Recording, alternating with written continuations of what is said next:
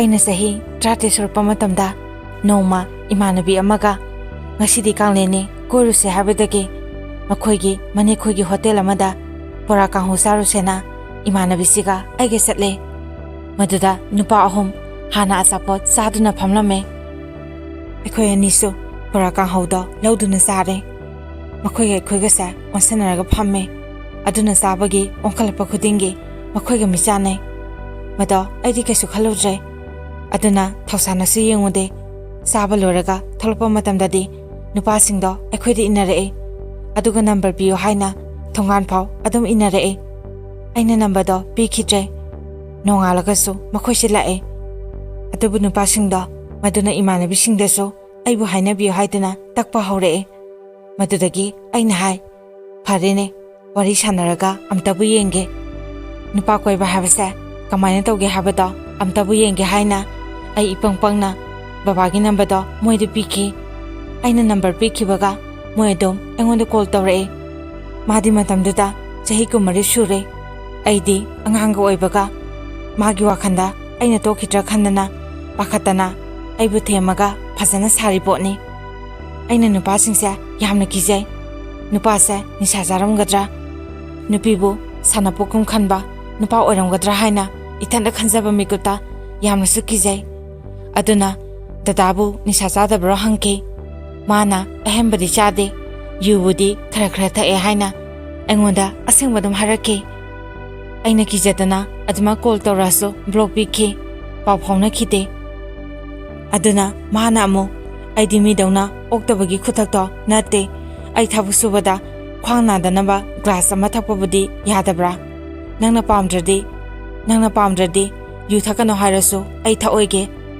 ꯃꯁꯤ ꯍꯥꯏꯔꯒ ꯃꯥ ꯀꯞꯄꯛꯈꯤ ꯑꯩꯗꯤ ꯅꯨꯄꯥ ꯍꯥꯏꯁꯤꯗꯤ ꯃꯥꯅ ꯍꯦꯛꯇ ꯍꯥꯏꯔꯦꯅ ꯑꯩꯅ ꯊꯥꯖꯕ ꯅꯠꯇꯦ ꯌꯥꯕꯁꯨ ꯅꯠꯇꯦ ꯑꯗꯨꯅ ꯑꯩ ꯌꯥꯝꯅ ꯅꯛꯁꯤꯟꯅꯗ꯭ꯔꯤꯉꯩ ꯃꯇꯝꯗ ꯀꯅꯥꯅꯣ ꯀꯔꯤꯅꯣ ꯁꯦꯡꯅ ꯊꯤꯒꯠꯇꯨꯅ ꯑꯩꯒꯤ ꯄꯨꯟꯁꯤꯒꯤ ꯑꯣꯏꯒꯗꯧꯔꯤꯕ ꯏꯄꯨꯔꯣꯏꯕꯁꯦ ꯑꯩꯕꯨ ꯅꯨꯡꯁꯤꯕꯤꯕ ꯊꯤꯈꯤ ꯑꯩꯅ ꯍꯧꯖꯤꯛ ꯂꯩꯔꯤꯕ ꯅꯨꯄꯥꯁꯦ ꯑꯩꯕꯨ ꯌꯥꯝꯅ ꯅꯨꯡꯁꯤꯕꯤ ꯈꯪꯉꯒ ꯑꯩꯅ ꯂꯩꯈꯤꯕꯅꯤ ꯃꯥꯅ ꯌꯨ ꯊꯛꯑꯦ ꯍꯥꯏꯕꯗꯣ ꯑꯩꯉꯣꯟꯗ ꯑꯣꯏꯗꯕ ꯉꯥꯡꯅꯤꯡꯗꯕꯒꯤ ꯑꯁꯦꯡꯕ ꯍꯥꯏꯖꯕꯅꯤ ꯑꯩꯕꯨ ꯌꯥꯅꯕ ꯀꯨꯏꯅ ꯂꯩꯔꯒ ꯑꯃꯨꯛ ꯅꯝꯕꯔ ꯁꯤꯜꯂꯒ ꯑꯩꯉꯣꯟꯗ ꯊꯦꯝꯃꯤ ꯑꯩꯅ ꯑꯃꯨꯛ ꯌꯦꯡꯉꯤꯕꯅꯤ ꯃꯥꯒꯤꯁꯦ ꯊꯃꯣꯏ ꯁꯦꯡꯅ ꯑꯩꯕꯨ ꯈꯟꯕꯤꯕ ꯖꯥꯠꯂꯥ ꯍꯥꯏꯅ ꯑꯁꯨꯝꯅ ꯑꯗꯨꯝ ꯌꯦꯡꯉꯛꯄꯅ ꯑꯩ ꯃꯥꯒꯤ ꯍꯣꯠꯅꯕ ꯀꯟꯕ ꯂꯥꯟꯖꯗꯕ ꯀꯥꯏꯖꯗꯕ ꯃꯇꯧ ꯀꯌꯥꯗꯨꯗ ꯑꯩ ꯃꯉꯣꯟꯗ ꯂꯩꯔꯒꯦ ꯈꯟꯈꯤ ꯑꯁꯨꯝꯅ ꯃꯥꯒ ꯑꯩꯒꯁꯦ ꯅꯨꯡꯁꯤꯅꯔꯛꯄꯅꯤ ꯃꯥꯅ ꯑꯩꯉꯣꯟꯗ ꯆꯦꯜꯂꯁꯦ ꯍꯥꯏꯅ ꯉꯥꯏꯍꯥꯛ ꯂꯩꯇꯅ ꯍꯥꯏ ꯃꯁꯤꯗꯒꯤ ꯑꯩꯁꯨ ꯅꯪꯅ ꯆꯦꯜꯂꯁꯦꯅ ꯑꯩꯉꯣꯟꯗ ꯍꯥꯏꯕꯗꯣ ꯍꯧꯖꯤꯛꯇꯤ ꯑꯩꯁꯨ ꯆꯍꯤ 20 ꯁꯨꯔꯦ ꯅꯪꯁꯨ ꯆꯍꯤ 30 ꯁꯨꯔꯦ ꯆꯦꯟꯕ ꯌꯥꯔꯦ ꯍꯥꯏꯅ ꯃꯉꯣꯟꯗ ꯐꯥꯒꯤ ꯇꯧꯈꯤ ꯃꯥꯗꯤ ꯑꯩꯅ ꯑꯗꯨꯝꯅ ꯍꯥꯏꯕꯗꯣ ꯌꯥꯝ ꯍꯔꯥꯎꯋꯦ ꯑꯗꯨꯕꯨ ꯑꯩꯗꯤ ꯌꯥꯝꯅ ꯄꯥꯈꯠꯂꯦ ꯅꯨꯄꯥꯗꯤ ꯐꯔꯦ ꯑꯗꯨꯕꯨ ꯏꯃꯨꯡꯗꯨꯗ ꯂꯩꯔꯝꯒꯗꯕ ꯃꯤꯑꯣꯏꯁꯤꯡꯗꯣ ꯑꯗꯨꯅ ꯀꯝꯗꯧꯕ ꯍꯥꯏꯅ ꯑꯃꯨꯛꯁꯨ ꯈꯜꯂꯦ ꯅꯨꯄꯥ ꯐꯔꯒꯁꯨ ꯂꯩꯔꯝꯂꯤꯕ ꯃꯤꯁꯤꯡꯗꯨꯅ ꯃꯆꯥꯅꯨꯄꯤꯅꯤ ꯃꯇꯩꯃꯅꯤ ꯍꯥꯏꯅ ꯈꯟꯗ꯭ꯔꯗꯤ ꯌꯥꯝꯅꯁꯨ ꯋꯥꯏ ꯑꯗꯨꯕꯨ ꯃꯥ ꯑꯩꯒꯤ ꯂꯥꯏꯕꯛꯇ ꯏꯕꯥꯅꯤ ꯊꯨꯡꯅꯧ ꯍꯥꯏꯅ ꯇꯝꯂꯝꯕꯅ ꯑꯗꯨꯃꯛ ꯆꯦꯟꯈꯤ ꯂꯨꯍꯣꯡꯈꯤ ꯑꯗꯨꯕꯨ ꯑꯩꯅ ꯌꯨꯝ ꯄꯥꯟꯕꯁꯦ ꯌꯦꯡꯁꯤꯟꯕꯁꯨ ꯀꯌꯥꯅꯤ ꯀꯜꯂꯛꯄꯁꯨ ꯀꯌꯥꯅꯤ ꯏꯇꯩ ꯏꯅꯥꯎ ꯅꯨꯡꯁꯤꯅꯔꯤꯕꯁꯦ ꯅꯨꯡꯁꯤꯕꯁꯤ ꯃꯥꯡꯈꯤꯒꯗ꯭ꯔꯥ ꯍꯥꯏꯗꯨꯅ ꯌꯥꯝꯅꯁꯨ ꯃꯤ ꯄꯥꯏꯖꯩ ꯑꯩ ꯋꯥꯔꯤ ꯏꯊꯣꯛꯄ ꯂꯤꯊꯣꯛꯄꯁꯤ ꯀꯌꯥ ꯍꯩꯖꯗꯦ ꯑꯗꯨꯕꯨ ꯑꯩꯅ ꯑꯩꯒꯤ ꯑꯋꯥꯕ ꯋꯥꯔꯤꯁꯤꯡꯁꯦ ꯈꯔ ꯁꯝꯖꯤꯟꯖꯔꯒ ꯃꯌꯥꯝꯗ ꯈꯪꯅꯕ ꯍꯥꯏꯗꯨꯅ ꯂꯤꯖꯕꯅꯤ ꯑꯩꯅ ꯌꯨꯝ ꯄꯥꯜꯂꯤꯕ ꯏꯄꯨꯔꯣꯏꯕꯒꯤ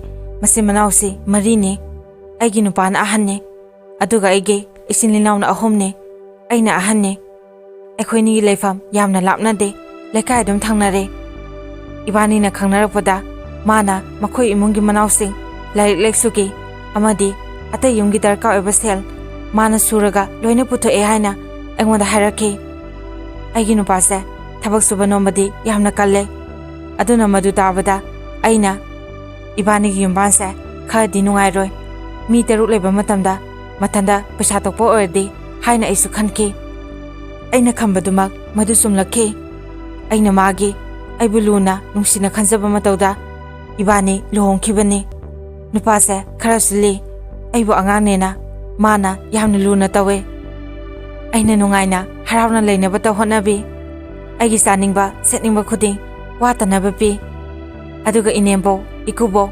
manawsinggisu, mana loinabo yengsimbi. Aisu kaimta tawgano. Moidu paisasingdo piganona thingbasu nate.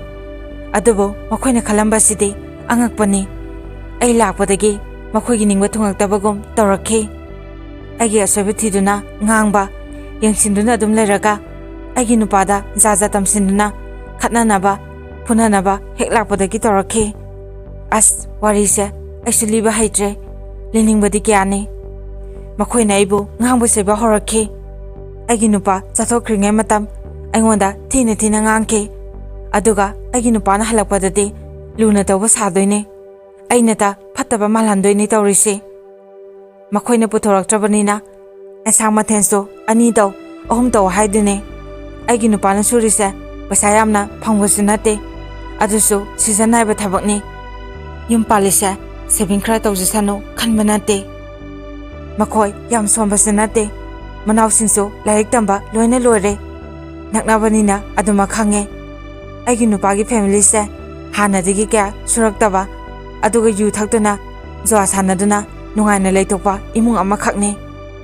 Aduba hojite ikubokto nare mamasune masin kanba khonjaw thaba haisingba saba aduga thigaluba matamdana pura angakpa nupi ama oiramme. Aigi nupase aina mabu ipuroibane haina thagatpa nate. Mayamna phai mangonda minungsi chawba afaba tawbutana magi masarungni. Aiso makoigi misingna tawribado khardi hai adubu mana aingonda kaisu khaluno nangidi aina loina tawrisidi aingondasu nangi maramda tamae adubu aina lawdribasidi nangbo aina nungaina thamgani aigi family gisu yanaba nangna khangna haisingna chatlo makoisu aidi nungsi nangsu nungsi aigi phamdadi nakoi khudima sap manai. Masi taruraga aina mamana tawriba mayamse mangonda haiba ngamdre. Inempokna aise suningdena mabu olena kaptana tamlune. Aise pregnant oibai saningba thakningba poktavida tha mari masidasu nongmata chaidaba ngangdaba yawkhite. Nawana luna tawrena nangna tawrido mirombi kanamta tawde haina isau yamna tawe. Aina pregnant obada kapnaba nungaitanaba asitani mana khalisi. Aigi nupanadi masa phangdore khambada haraubana aibo nungainabada honabi. Ai ahauba sakhinina yamnasu pakhasai. Aduna sakto maga punsi hekta haiduine. Inempokna puluragana ai sakse oktana dumak toktoine. Moina pamlibase aina sakna khitang saraga thabakna mayam subado madudani moina haraudoise.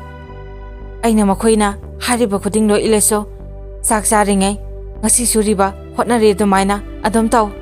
Aduga hayengdi asisu taw haina hena hena thabak yamsilakpa. Aigi nupaduna suningdaba mayamdugi awat apa menaba aduga aina minai asini makoina khalise. Ai hojite thani pan sujilapagi isase yam nungairaktre. Hospitalda ultrasound loroga yengba matamda angangse makok leithare aduna nganna pokadaw malena harakhi. Aina mado inempokda tame adubu mana aisa pothagano thayam siladi thabak pangsusuraga nasado yanghanlona ngange. Aina wamanduna mana haibado inbasu ngamdre. Sakto aba matung ngihaktang tumningba phawduna tumlingai matamda mi pusilaktuna yengotu aina haiba takpase huni haina khalle wa lawde haina hekta ngange. Inempokna nahandagi aibu sebise aisu khumkhomde khumdribadu usitabana haina mo hai. Aduga angangsisu operation tawraga pokladabani. Nongambadagi numitaba phaw sudabi adum lerabani na haina mipum khudingda adum tamkhrai. Aibu uba thangnaba idomsa ise singna nangide angangdo operation tawraga poklani haina angonda harakhi.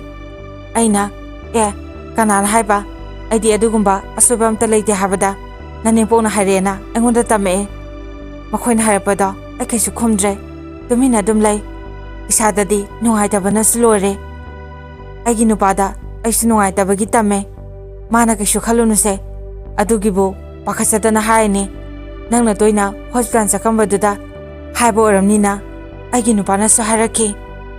Mayam aina angangse mirolapa matamda isada soigadra haiduna pakhasadana sek adum sasabaduni moina toina satle haribase aina angang unaramdaigi naksalapa matamdaso inempokna mase thabak tohalena adum isau toba hore aidi sak saningaso naduna lebagi thongbasu ngamdre aina bu thongdradi hanadagiso sakse phajana saba phangde aina thongaga aigi nupana thongaga tane aina saba ngamibase ataina thongagana isau toba saiba mayamaduna ai pregnant oibagi saningba lamba matamda sara hembana kongaine asum tawna lerapa ai nomadi khwang yam kana nare aigi nupana ai thabak sapa yagadra adum narakta laibiyura na hange aina yanida yamna nungairakta kanda hairake haina thabak to adum satlankhre aikoisu suraga sabo oibagi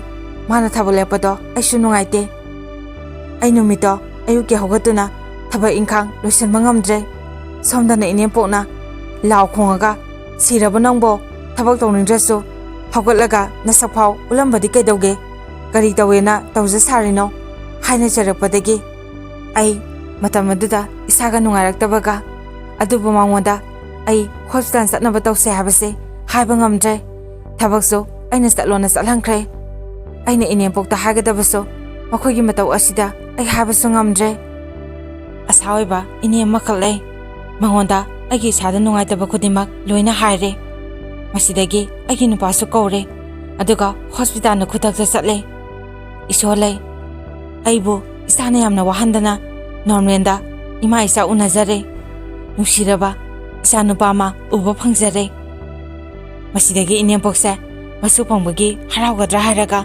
adum matam supada sauraga lai mingondadi operation tawduna mabukto lenkhairadabanina mana hairame masidagi mabuk phatabanina phai nang inauringada otlagena amu khankhra male aigi mada khanaba horake aigi mana aigi seba tawba lakpado aidi ningo poktabanina haijade nasase aina di yengsimbiroi toina la auko kaina imada kosi kolaga hai imabu saiba horake adumaina inempokna aigi mada tawbado maduda ai tasena nungaite masidagi aina ima baba noi toina aigi manakta laano noi anina laaga aibu hena waba helalena aina haike makhoiso masu uba phangjabagi haraudana uningduna laksabane adubo inempoki asiguma matawsida ai makhoibu tasena lahaningde inemponaso phajana yengsimbidabagi ai yum senglaba matung ipamda satle ipamda satringai inempokna ima bababu amadi aibu yamna kaphankhre aina lakano haidokraga inempokna di aisa kanamda seba tawbinaba laktre aisu sangloi kaina aduma laithokre matamduda aigi nupana kapna aigi seba tawbiki aigi ima ipase misu khara ngamde aduna inempokna haiba ngamba khudingse makhoina khumba ngamde aigi nupana masigi myamse sengna khangdribagi maramdi mangondadi kapsin lawsinarga paw khudimak tamme aigi nupa layadi afaba saduna kaimta lanjadaba sadoine aigi nupana thabak suba hek sakhibado madudagini mahana engonda sairiba ngangiba mayamse khangdri mayam ai karamba matamda masigi awabase kokadage haiba hojite aiso thamari manga hajile aigi punsigi makhade kari tamligaba nongdama mana ai madu khangde aidi tasena wari libasa haite aina warisa samlamna lijabane mayamna tabada nungaitragaso aibu ngakpiyo aroibada jisegi senensida aisadum support tawduna laksabane mayamna so seba nungshibiduna like share amadi subscribe tawbiyo matang asida wari ase mayamda tahansaba lojare aroibada mayam punapu ikoknono khurumjari